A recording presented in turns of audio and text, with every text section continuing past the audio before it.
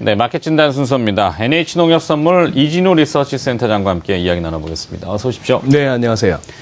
자, 축구로 치면 이제 전반전이 오늘 끝나죠. 네. 후반전을 준비해야 되는데. 네. 어떻습니까? 뭐 이미 축구는 뭐 월드컵은 우리한테 또 요원한 얘기가 됐고. 네. 오늘 뭐 새벽에 들어오다가 뭐 봉변도 당했나 보던데. 그래요? 네. 아이고. 뭐 아주 열렬 축구 팬이 엿을 던졌답니다. 아이고. 네.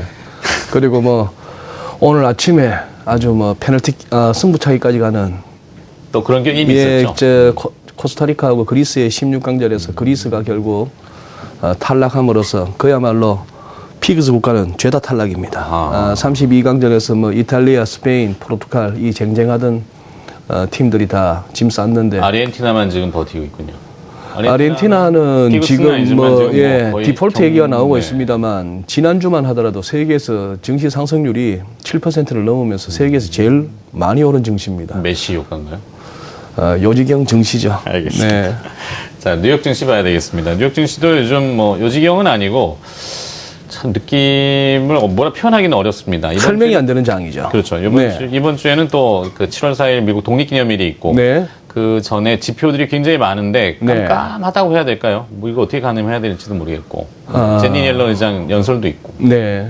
뭐 최근 들어서 이제 지표보다는 중앙은행의 정책에 더 좌우되는 미국 정치나 세계 정치가 됐습니다만 이 도표 한번 보시죠. 월스트저널의 그래픽을 가져왔습니다만 지난주 나왔던 미국의 1분기 지난 1월부터 3월까지 GDP 성장률 추이인데요. 이른바 예비치, 수정치, 확정치 세 번에 걸쳐서 발표하지 않습니까? 지난 1월 1분기 처음에 발표됐던 게 플러스 0.1%, 그것이 수정치 할 때 마이너스 0.1%. 그러고 나서 이제 확정치가 나오면서 마이너스 2.9%가 나왔습니다. 그런데 이날 사실 뉴욕 증시는 다 올랐습니다. 올랐고, 이 그래프에서는 잠시 이것만 보고 가시죠.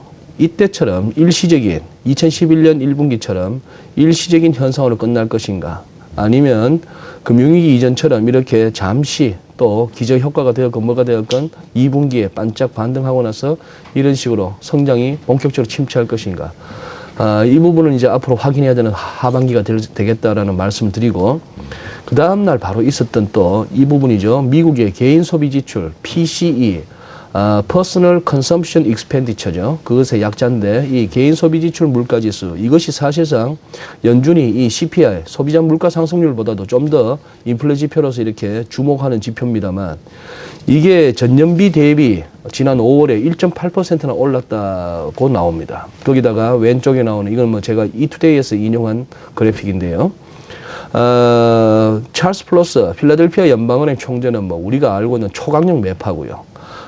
제임스 블라드 세인트루이스 연방은행 총재는 애초 뭐 매파 쪽이었습니다만 그동안 지난 수년간 왔다 갔다 했고 또 2차 양적 완화 뭐 이런 것도 굉장히 지지했던 그런 사람이라서 합니다만, 어쨌거나 최근 들어서 매파 목소리가 커지는 이날 또 이제 증시는, 뉴욕 증시는 살짝 밀렸죠. 그래서 오히려 이제 결국은 이 인플레로 인한 금리 인상 가능성을 갖다가 가장 두려워한다라고 볼 수 있겠고, S&P 500 보시면 이렇습니다. 작년 5월 버냉키가 무슨 뭐 QE를 갖다 슬쩍 시사하고, 그 다음에 이런 등등의 6월 FMC에서 또 연내 QE 축소 발언 나오면서 밀렸던 것이 121선 지지받고 나서 쭉 왔는데, 제가 이렇게 한번 해볼게요.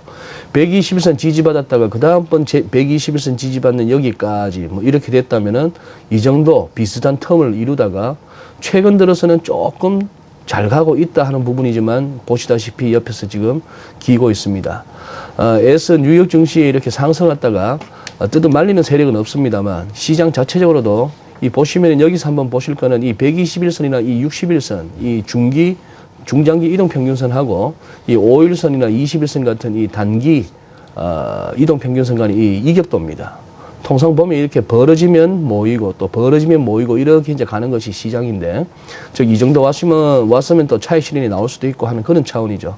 자, 이제 기술적 지표도 이제 약간 과매수권에서 다이버전스까지도 나타난 이 국면, 여기서 이제 7월 달에 뉴욕 증시가 S&P 500 같은 경우에 2,000원 갔다가 올라서는 그런 계속 가는, 즉 좀처럼 밀리지 않는 그런 증시가 되는가 하는 부분을 이제 확인하는 그런 7월이 되겠습니다. 네. 하반기가 되겠네요. 자, 7월 럭키 세븐 이렇게 얘기하는데 뭐 항상 그런 기대감으로 네. 7월을 맞이했다가 별로 뭐 그냥 그저 그랬던 기억들이 많이 나는데 네. 이번 7월은 어떻게 될까요? 자, 국내 증시랑 또 매칭을 시켜봐야 되겠죠. 국내 시장은 어떻게 보고 계십니까? 네, 국내 증시 뭐 아침에 강하게 시작했습니다만 지수가 이렇게 2,000포인트 안착이 어렵죠. 우리 코스피 지난 주말로 끝난 이 차트를 한번 가져와 봤습니다. 계속 강조합니다만 이 우하향하고 있는 이것은 저항선이죠. 반면에 이 우상향 빨간색 이 점선은 또 이렇게 지지선 역할을 하고 있습니다. 시청자 여러분께서 보시다시피 자, 이게 숨 막힐 정도로 수렴하고 있죠. 숨 막힐 정도로 수렴하는 와중에 이 부담이라 한다면은 이 노란색 선, 이 20일 이동 평균선 아래쪽으로 밀려난 주가. 그 말은 뭐 21선은 차트로 이렇게 접근하시는 분들은 잘 아시겠습니다만 추세선으로 차티스트들 사이에 인식되는 그런 선이죠. 자, 결국은 여기서 결론은 이겁니다. 이제 모여드는데 다음 주 갈 것도 없이 오늘 소위 말하는 뭐 실제 그런 게 있는지 없는지는 모르겠습니다만 저 같은 시황쟁이들은 늘 이날 때가 되면 하는 얘기가 윈도우 드레싱이죠. 네. 단기말. 자, 뭐 그런 효과가 끝나고 나서 이제 7월 가서 이제 이 숨막히는 선들 가운데 위로 여느냐 아래쪽으로 꺼지느냐에 따라서 하반기에 큰 방향은 잡힌다고 보여지고요. 뭐 궁극적으로 우리 코스피 같은 경우에 종목하시는 분들한테는 의미가 없습니다만 지수 특히 선물하시는 분들에게 있어서 이 지수를 갖다가 결정짓는 가장 중요한 종목 두 개 보시면 삼성전자는 이렇습니다. 이 130만 원 공방이죠. 이때가 언젠가요? 2011년부터입니다. 2011년부터 해서 이 130만 원을 오르내리는 이 흐름인데, 자, 이것과 더불어 또 하나 현대차 같은 경우에 이 23만 원 공방입니다. 뭐 이것이 결국은 7월 달에 승부를 내겠네요. 어쨌거나 7월 달에 뭐 방향은 이제 확인이 돼야 되겠습니다만, 한 가지 분명하게 말씀드릴 수 있는 건 현대차만 하더라도 보시면은 이동평균선들이 더 이상 모이기 힘들 만큼 모였습니다. 그리고 지금 이 추세선에 걸려 있죠. 삼성전자 같은 경우도 마찬가지입니다. 굉장히 이동평균선들이 모였다 하는 얘기는 여기서 상방이든 하방이든 방향을 잡아야 한다는 얘기죠. 아마 이렇게 편안하게 휴가 가기에는 7월 달에 시장이 제법 움직일 가능성이 있다는 것과 또 하나 이 차트를 보면서 이 말씀도 한번 드려야 될 것 같습니다. 이때가 2008년 리만 사태 났을 때 삼성전자 주가 흐름이고 이때가 2011년 미국의 신용등급 강등될 때의 주가 흐름인데 결국 장기적으로 보았을 때 이 급락들은 결국은 저가 매수의 기회였다는 얘기죠. 즉 주식 현물을 하시는 분들에게 있어서는 저의 지론이기도 합니다만 네. 절대 망할 일 없는 그 업종의 우량 기업의 우량주를 들고 계신다면은 장기적으로 봤을 때 결코 뭐 나쁘진 않다는 얘기와 그 다음에 결국은 이렇게 해서 시장은 이런 식의 한 번씩 조정다운 조정이 와줘야 되는 겁니다. 우리가 하락 추세라고 얘기합니다만 증시에 있어서 돈이 지속적으로 계속해서 풀려나가는 이 현실을 감안한다면은 하락 추세라는 것은 없고 항상 보면은 폭이 좀 크다 작다의 차이일 뿐이지 조정에 불과합니다. 그런 것과 그 다음에 이제 새로 이제 2기 경제팀이 또 출범하게 되면은 그 부분이 한번 언급될 것 같은데요. 우리나라가 이렇게 상대적으로 외국에 비해서 낮은 이 배당 수익률 이 부분을 조금 더 이렇게 높여주는 그런 정책적인 조치가 뒷받침돼 준다면은 이 장기 투자가 그동안에 또 이렇게 사실상 우리나라 기업들의 낮은 배당률로 인해 가지고 은행 예금의 복리를 못 이기는 그런 경우도 잦았기 때문에요. 이런 측면에서 이제 좀 살펴봐야 되겠습니다. 결국 장기 투자에 있어서만큼은 우량주를 들고 가는 것은 나쁘지 않다는 것은 확인되는 그런 그림이지만 지금 이제 단기적으로 봤을 때는 7월 달은 보시다시피 기회와 위기가 단기적으로 이렇게 지금 임박해 있는 그런 국면이다 하는 것은 우리가 확인하고 갈 수 있겠네요. 네. 자, 환율이 지난주에 연중 최저점을 또다시 경신했죠. 1,013원 달러당. 예. 오늘 이제 뭐 소폭 반등이긴 합니다만 월말, 반기말, 또 분기말 내고가 이제 또 네. 나오겠죠. 수축세들이.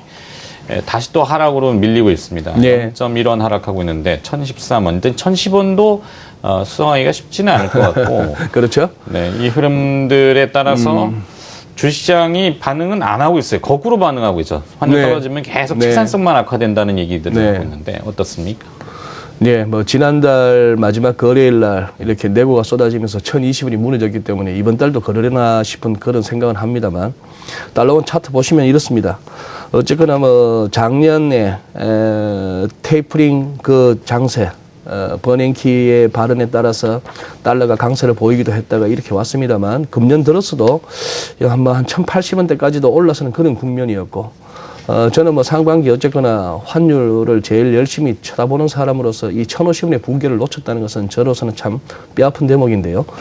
결국 이제 시장이 다들 1,050원 위에서 물렸다 하는 얘기가 되겠고 여기서 보시면은 이런 국면입니다. 여기서 이제 세 자릿수 환율 뭐 그 이전에 1,010원도 건드리고 1,000원까지 한번 간 다음에 세 자릿수 환율을 논해야 되겠습니다만 거기까지는 이제 천천히 가는 그런 흐름이 되겠고 뭐 이렇게 볼 수 있겠네요. 여기서 이제 빨간색 선이 검은색 선으로 바뀌었다는 얘기는 이거는 좀처럼 앞으로 상당 기간 올라서기 힘든 1,050원이라는 레벨은 그런 것을 의미하고요.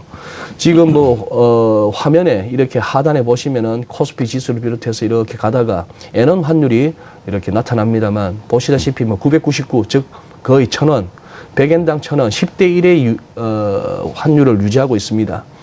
그렇다면은 달러엔 환율이 여기서 조금 더 밀리면 예를 들어 101엔까지 밀린다고 한다면 우리도 1,010원을 가면은 1,010 나누기 101이 10대 1이죠. 그런 식으로 달러엔을 봐주셔야 되겠고 하반기에 이거는 뭐 증시와도 연관해서 또 외환시장에서 주목하실 부분은 이 유엔 환율입니다. 과연 옛날만큼 이것이 엔캐리 트레이드를 갖다가 제대로 반영하는가 하는 부분에는 조금 이렇게 예전만큼은 분명치는 않습니다만 굉장히 위태위태하죠. 좀 흘러내릴 듯한 이런 그림. 자, 이 흘러내리는 그림을 갖다가 제가 뭐 7월 전망 보고서에도 정리할 참입니다만 이 흘러내리는 부분이 엔캐리 트레이드가 청산됨으로 인한 N 강세라면은 이거는 증시에는 부정적인 요인이고요. 이것이 뭐 유로 캐리 트레이드가 재개되면서 유로가 약세를 보이는 것으로 인한 유로엔 하락이라면은 그나마 뭐 정신은 버틸 수 있는 그런 어떤 흐름. 글쎄요, 뭐, 이렇게 우리나라 금리나 환율, 네. 이 부분은, 지금 현재 부총리로 내정되어 있는 최경환 의원이 이제 청문회 과정을 거치고 나서 본격적으로 이제 이 경제부총리로 이제 취임하고 나서 이제 정책 방향이 나와야만이 정해지지 않겠나 싶은 것이고요. 그런 측면에서 빨리 청문회 일정, 빨리빨리 좀 소화했으면 좋겠습니다. 너무 네. 국정공백 길어지는 느낌이죠. 알겠습니다. 네. 자, 환율이 떨어지면은 곧 따라오는 뉴스가 신용카드 해외 사용액 펑펑 이렇게 나옵니다. 국내에서 좀 쓰셔야 되는데 해외에서 좀 많이 쓰시는 모양이네요. 환율 때문에. 주식도 이제 해외로 나가야죠. 그렇습니까? 뭐 정부에서 우리 국내에서는 하지 말라니까. 네, 맞습니다. 뭐 예. 여러 가지 이유가 있겠죠. 마켓 진단 들어봤습니다. NH농협선물 이진우 리서치 센터장이었습니다. 고맙습니다. 예.